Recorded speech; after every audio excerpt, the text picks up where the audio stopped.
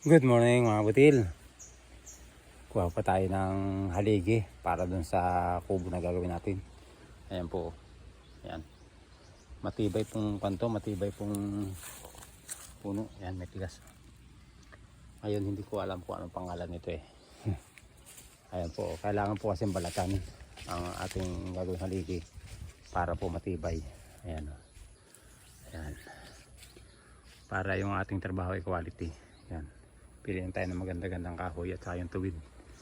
Yan, kahit maliit na yung kubo na gagawin natin, at least matagal bago masira. Yan. Kailangan kasi pag gumagawa tayo, kailangan po ay maayos. Yan.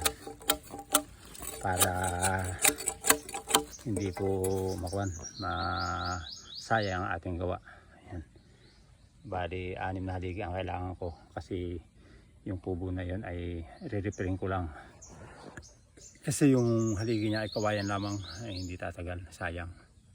Ngayon matibay pa naman yung bubong kasi yun ay pawid, kaya apalitan natin ang haligi na maganda para kung sakasali masira naman yung pawid, edi ang haligi may iwan, bubong na papalitan. Mga butil, ano? Kaya sa mga karpintero dyan, shout out sa inyo, mabuhay tayong lahat.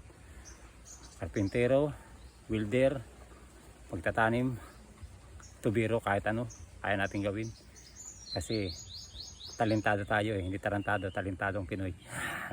Walang minaster pero maraming alam mga butil. Sinishare ko lang sa inyo na dapat bilang isang mahirap, kailangan alam natin lahat ng trabaho para kung saan man tayo, ano man natin gagawin, alam natin. Hindi man ito perfect pero maayos na magagawa natin, ano mo. Kasi may kanya-kanya linya kasi ang tao, pero bibihira yung lahat ng trabaho ay alam. Mga butil, di ba? Kaya isinisir ko sa inyo yung aking kaalaman dahil tayo mahirap lamang, dapat alamin lahat ang trabaho mahirap. Mga butil, muli isang mapagpalang araw sa atin lahat. Shoutout po nga pala sa aking mga followers dyan, kay Tony Aligado, ay kay Yulia, kay Ate Yuli, kilala mo na sarili mo, Ate Bergie, Mickey, Jumar, Marge, ayan.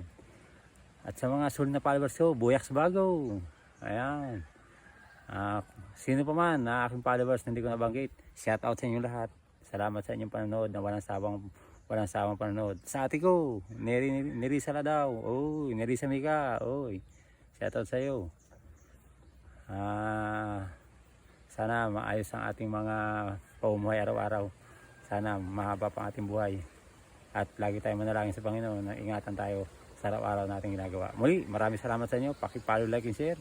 Please follow my YouTube channel, Kabutil Vlog, and please button notification bell para updated kayo sa aking mga video.